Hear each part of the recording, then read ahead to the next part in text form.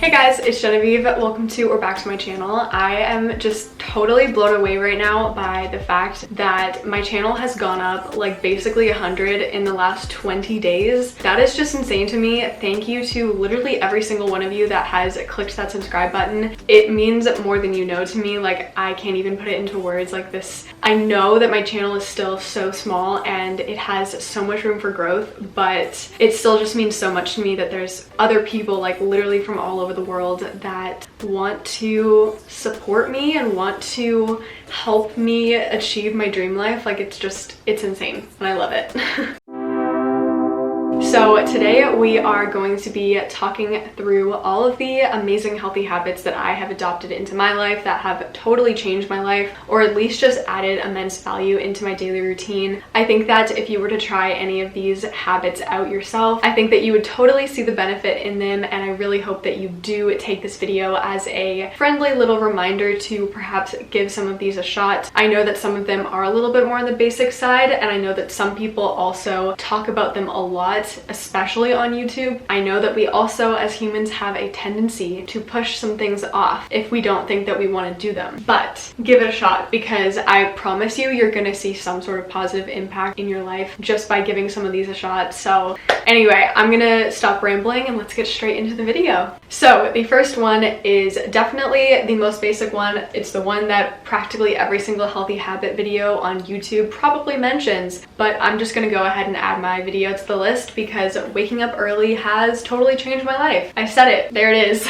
Wow, I look rough. They say the early bird gets the worm. I just feel like the worm currently. Yeah. Also, I cut like almost 9 inches off my hair. Totally unrelated to this particular video, but yeah, I did that. And I'm also breaking out so bad. Don't judge me. So for me, this usually means somewhere between 5 to 6 a.m., which I know for some of you is going to sound absolutely insane. It has done amazing things for my anxiety. I definitely struggle with anticipation anxiety. So by giving myself this like head start on the day, it gives me so much extra time to literally do whatever I want, even if that is literally just sitting and trying to wrap my head around what I want to get done that day, set intentions for the day, do my little morning flow that you guys have perhaps seen on my channel numerous times, and I will also get into what that is later in this video. But yeah, again, this literally just makes my anxiety so much more manageable, and I feel like just throughout the day I'm more calm and grounded. This also means that usually I'm done my entire morning routine in full by like 6:37, which is just amazing because it means that I have so much extra time in the day as a whole to literally do whatever I want. So the next healthy habit is meditation, and I know that this is definitely viewed as a more spiritual, hippie kind of woo-woo practice, but it's kind of just a thing that you don't realize how much it can truly benefit you until you actually start doing it. Personally, on the days that I don't meditate, I can totally feel just a shift within me, so meditation is definitely something that I try to stay as consistent with as possible. Just like anyone, I do slip up on this on occasion, but it is what it is. I try to do it as much as I can. Again, it really helps to kind of combat that floaty feeling, and I feel like I can really be more present and grounded throughout my day. I love doing the 10 to 15 minute meditations on YouTube that are focusing on easing stress and anxiety, improving mental clarity, and also sometimes I'll do the ones that focus on manifestation, because that is just something that I really believe in and I'm super passionate about, so I love doing that as well. Usually after I do my morning meditation, the very next step in my morning flow is doing at least 20 minutes of reading, specifically nonfiction, because personally that's just what I like reading. I don't really love fiction books. That's just like a personal preference, but I think just reading in general is so amazing for obvious reasons. Like, I mean, you guys know why reading is good. It's good for us. Within the past year, I've realized how amazing reading is for quieting my mind, keeping me grounded in the morning for just a little bit longer. As you can probably tell, I really struggle with staying grounded, but reading definitely is a practice that has really helped me. So definitely just like give it a shot. Even if you're not a book person, try it out. Try reading every single day for a week straight, and you'll probably find that you don't actually hate it as much as you thought you did. I actually have a goal to read 2 books a month, which I have not been the best at recently, but you know what? I'm getting there. As long as I'm reading, I'm totally content with with that. And I found that by reading and meditating, as well as just like my normal morning routine stuff, it usually keeps me off my phone for usually 45 minutes to an hour, which has had such a positive impact on my life. Oh my god, like I did not realize how addicted I was to my phone. For so long, the first thing that I did in the morning was go on my phone, and I found that it would just drag out my morning for so long when it does not need to be like that. So I've really reclaimed a lot of time just by cutting out my phone in the morning. Something that you might know about me is that I'm a dancer and contortionist, so stretching is definitely something that is a huge part of my daily life. It is basically essential to what I do,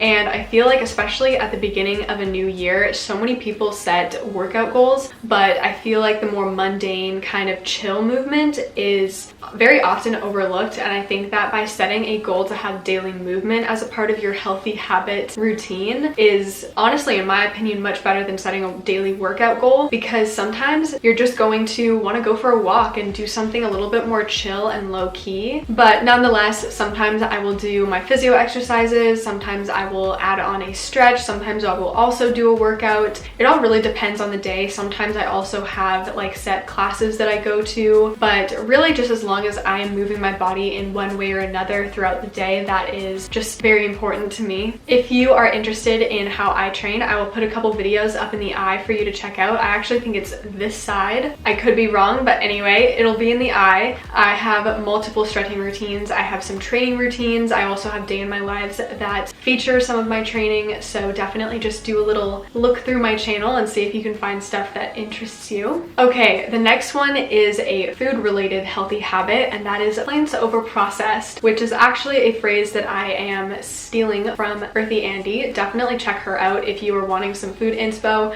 because her recipes are like next level amazing. I'm in love with them. Just by following this way of living, I have definitely noticed a huge improvement in my health and energy levels and everything. As some of you may know, I am vegan. I have been vegan for over 3 years now, and I love it. I would never go back for anything now, but I think that just a good rule of thumb for trying to live a healthier lifestyle is just focusing on more plant foods, less processed foods. I also like to think about eating the rainbow on a daily basis, and I don't mean Skittles. I do not mean Skittles. I mean the healthy rainbow, the abundance of fruits and vegetables and all the different healthy things that we have access to now. I also do try to consume a minimum of 50 different foods on a weekly basis. This one is really hard to keep track of. I just kind of keep like a mental note that I've had certain things throughout the week, but what this does is it creates a healthy gut microbiome. Okay, took a little break because I felt like my voice was starting to just totally go, so we're back now. The next healthy habit is investing your energy into people that are energy giving. So something that is thrown around quite a lot is like toxic relationships, toxic friendships, and I personally don't believe that any single person can be totally like toxic to the core, but I do feel like for certain people, other people will be sometimes energy draining, and it's important to know who the energy giving relationships are in your life, and then from there you can know like, okay, these are the people that really uplift me, that motivate me, that inspire me, that make me feel heard and accepted and happy. Like, invest your energy into the people that make you feel that way, and just try to eliminate the more, I guess, toxic people from your life. I think that life is too short to invest your energy into people that don't want it. So yeah, take with that what you will. I have this one friend that literally no matter what we talk about, I just always leave the conversation feeling so happy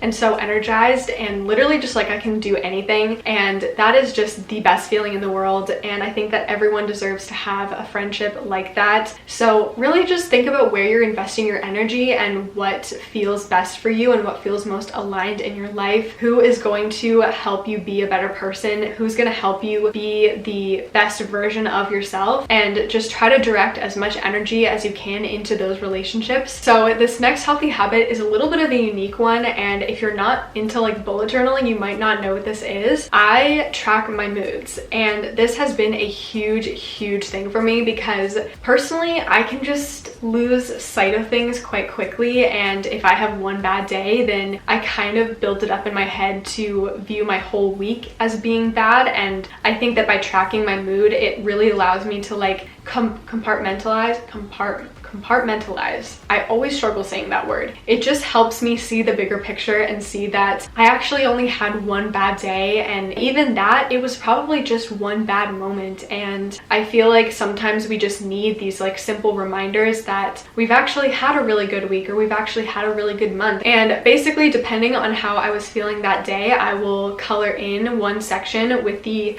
corresponding color to the mood that I felt that day. And yeah, at the end of the month, I can look back and see, oh wow, I actually did have a lot of really great days throughout this month. So the next one is something that I have just recently started to prioritize more, and that is daily education. So I have been out of school now for about a year and a half, and I've realized that I love learning when it's not out of obligation. So I found that I am a huge podcast person. I am obsessed with this one podcast called the Bioalchemy Podcast by Leon the Alchemist. I'm obsessed with it. It's all about biohacking and human optimization and self-development. I think it's so great. I will say I don't align with his views on absolutely everything, but I think that for the most part, he is so inspiring to me, and I do align with him on a lot of different aspects.